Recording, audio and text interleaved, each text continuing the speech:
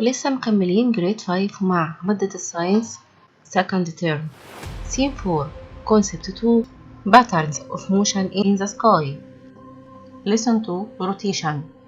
نتكلم النهاردة على تأثير دوران الأرض حوالين محورها cycle of day and night cycle of season due to earth revolution around the sun.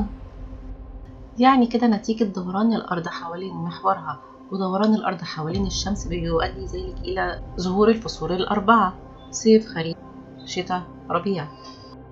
طب إيه بقى تاني؟ برضو الدي and night. إيه بقى تاني؟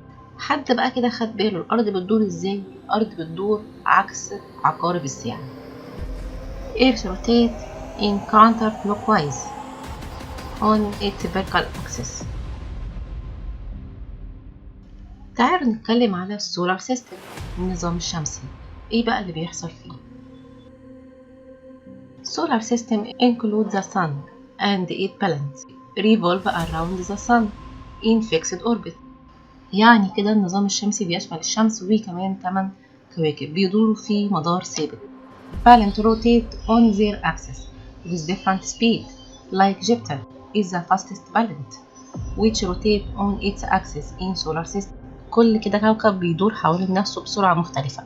عندنا مثلا كوكب المشتري وهو أسرع الكواكب. Earth revolve around the sun in an oval orbit. كمان الأرض بتدور حوالين الشمس في يعني مدار بيضاوي. آخر حاجة كده بقى عندنا Earth is slightly tilted on its axis. The angle of tilt change throughout the year.